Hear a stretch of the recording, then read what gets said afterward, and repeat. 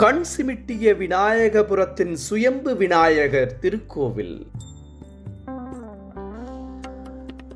வேலூர் மாவட்டத்தில் இருந்து சுமார் 40 கிலோமீட்டர் தொலைவில் வாலாஜா வட்டத்தில் வள்ளிமலை பக்கத்தில் பொன்னை என்ற ஊர் அமைந்துள்ளது. பொன்னை என்ற ஊரில் இருந்து சுமார் 2 கிலோமீட்டர் தொலைவில் ஒட்டநேரி எனும் சிறிய கிராமம் உள்ளது. அங்கு சிறப்பு பெற்ற அருள்மிகு ஸ்ரீ நவசித்தி சுயம்பு விநாயகர் எழுந்தருளி உள்ளதால் அந்த ஊர் விநாயகபுரம் என அழைக்கப்படுகிறது. பொன்னை கிராமத்தில் இருந்து விநாயகபுரம் செல்வதற்கு ஆட்டோ, வேன் உள்ளிட்ட வசதிகள் உண்டு. சித்தூர், பொன்னை, ஷோலிங்கர், திருத்தணி ஆகிய சாலையில் இருந்து பொன்னை 20 கிலோமீட்டர் தொலைவில் உள்ளது. திரு வேலுசாமி முதலியார் அவர்கள் விநாயகபுரம் கோவிலை கட்டியவர். இவர் 9 வயது சிறுவனாக இருந்த போது பெங்களூருவில் வசித்துக் கொண்டிருந்த சமயம் விடுமுறை நாட்களில் தன் தாத்தா வீடாகிய ஒட்டநேரி கிராமத்திற்கு வருவது வழக்கம்.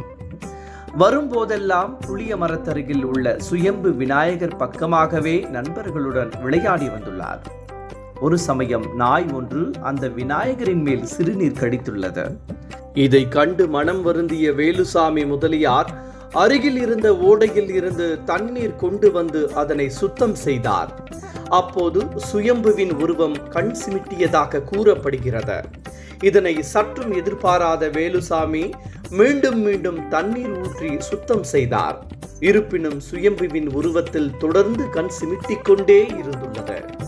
இதை கண்டு பரவசம் அடைந்த அவர் அதன் அருகே சென்று சுயம்புவிடம் பேச்சு கொடுத்தார். அப்போது அவரது குரலுக்கு சுயம்புவின் அருகில் இருந்து எதிர்குரலாக அசிரிரி ஒலித்தது. இதனால் வியப்படைந்த வேலுசாமி மீண்டும் மீண்டும் சுயம்புவிடம் பேச்சு கொடுத்தார். அதற்கு ஏற்ப அசிரிரி ஒலித்துக் கொண்டே இருந்தது.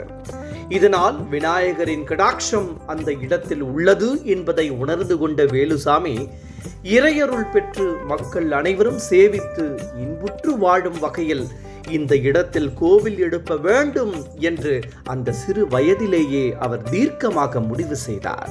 நாங்க விளையாடிட்டு இருக்கிற பருவத்துல ஒரு நாய் வந்து அது மேல காலத்து வீட்டு பேஞ்சிட்டு இருந்தது. இது என் கண்ணில் பட்டது. விளையாடிட்டு என் கூட இருக்கிற பசங்களும் பார்த்தானுங்க. ஆனா அவங்களுக்கு அதை பத்தி கவலை இல்லை. அது அசிங்கமா தெரியல அவங்களுக்கு. என் மனசுக்கு அது ரொம்ப கஷ்டமா தெரிஞ்சது. அப்போ ஒரு சொம்பு எடுத்துனாங்க சொல்லி இந்த கிணறு இப்போ நவகருக்கு பாருங்க, அது கிணறு, ஓப்பன் கிணறு, பாறை கிணறுன்னு பேர். கிணத்துல கவலை ஓட்டிட்டு இருப்பாங்க மாடை வெட்டி.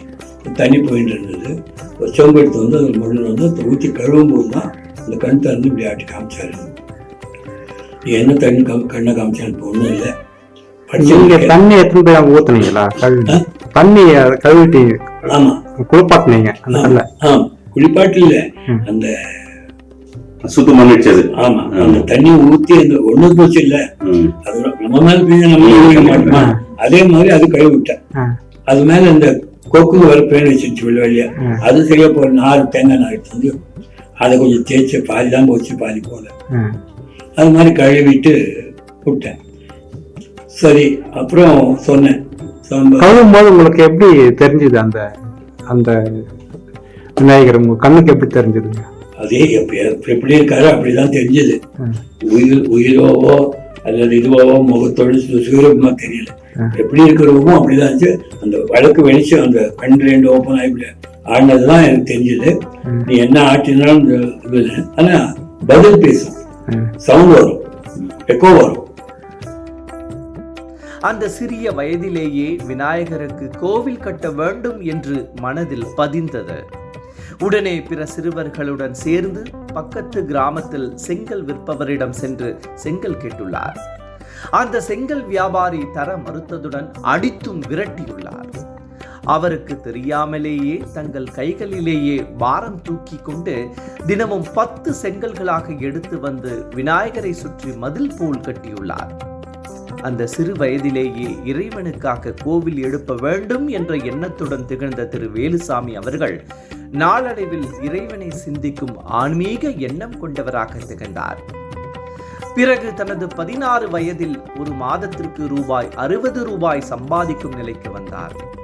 இதில் ரூபாய் 25 தன் தாயாருக்கும் ரூபாய் 25 கோவில் கட்டுவதற்காகவும் மீதமுள்ள ரூபாய் 10 தனக்காகவும் பகிர்ந்து கொண்டார். தனக்கு 18வது வயதில் புளிய மரத்தருகே செங்கல்லால் வைத்த மதில் சுவர் சரிந்த வண்ணம் காணப்பட்ட விநாயகருக்கு 9 அடி அகலமும் 9 அடி உயரமும் 9 அடி நீளமும் உடைய சிறிய கோவில் ஒன்றை கட்டினார். கும்பாபிஷேகமும் நடத்திய பெருமைக்குரியவரானார் வேலுசாமி. கர்ப்ப கிரகத்தில் ஸ்ரீ நவசித்தி விநாயகர் மூலவராக எழுந்தருளியுள்ள காட்சி நம் மனதை அமைதியான சூழலுக்குள் கொண்டு செல்கிறது.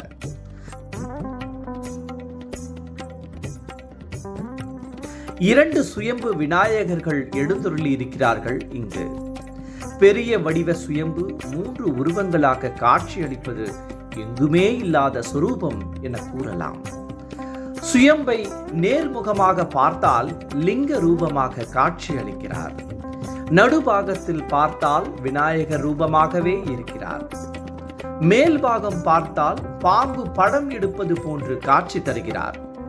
ஆகையால் ராகுவுக்கு அதிபதியான ஈஸ்வரன் சுயம்புவாக ராகு பகவானாகவும், கேதுவுக்கு அதிபதியான விநாயகர் நடுபாகத்தில் எழுந்தருளிய காட்சி ராகு கேது க்ஷேத்திரம் என போற்றப்படுவதற்கு உரியதாக விளங்குகிறது.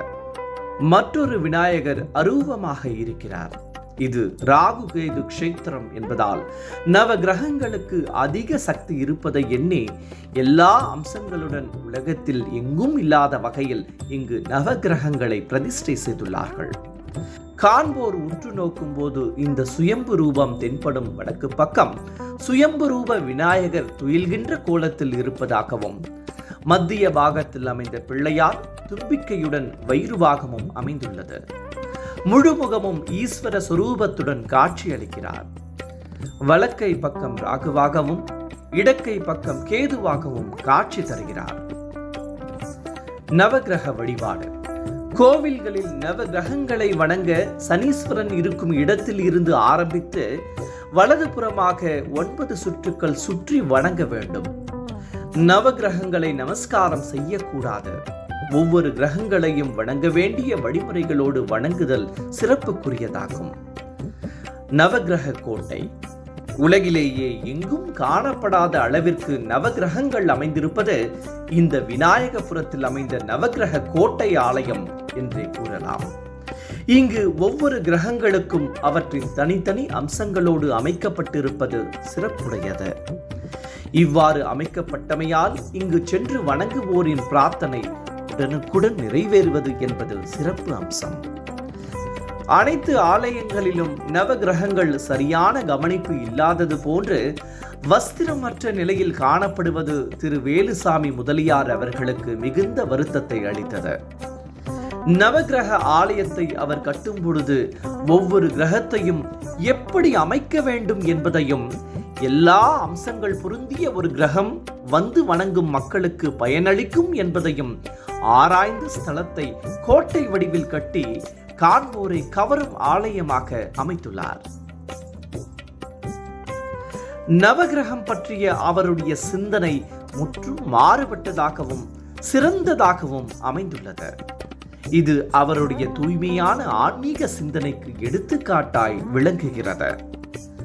நின்று கொண்டிருக்கும் நவகிரகங்களை தனது தேவியுடன் வாகனத்தில் அமரச் செய்து அவற்றிற்குரிய வஸ்திரங்களையும் புஷ்பங்களையும் தரிக்கச் செய்து அந்த கிரகத்திற்குரிய ஸ்தல விருட்சத்தை பயிர் செய்து வளர்த்திருக்கிறார். ஒவ்வொரு நவ கிரகத்திற்கும் உரிய தானியத்தை அந்த ஆலயத்தின் விமானத்திலும் பீடத்திலும் பிரதிஷ்டை செய்துள்ளார். சனீஸ்வர பகவான் தரிசனம் செய்துவிட்டு இந்த விநாயகரை தரிசனம் செய்ய வேண்டும். 7.5 சனி பிடித்தவர்கள் இங்கு வந்து வணங்க சனி பகவானின் தீட்சண்யம் குறையும் என கூறப்படுகிறது. சனீஸ்வர பகவான் மனிதர்களையும் தெய்வங்களையும் பிடிக்கிறாரே அன்று விநாயகரை என்றும் பிடிக்க இயலவில்லை. ஆகையால் சனியினுடைய கொடுமையான பார்வையை அடக்க இந்த கிரகபாத விநாயகர் அமைந்துள்ளார். இவ்வளவு அற்புதங்கள் வாய்ந்த கண்சிமிட்டிய சுயம்பு விநாயகரின் திருக்கோவிலை பக்தர்கள் அனைவரும் வணங்கி வாழ்வில் எல்லா வளமும் பெற வேண்டி கேட்டுக்கொள்கிறோம். ஓம் ஸ்ரீ நவசித்தி சுயம்பு விநாயகரே போற்றி போற்றி.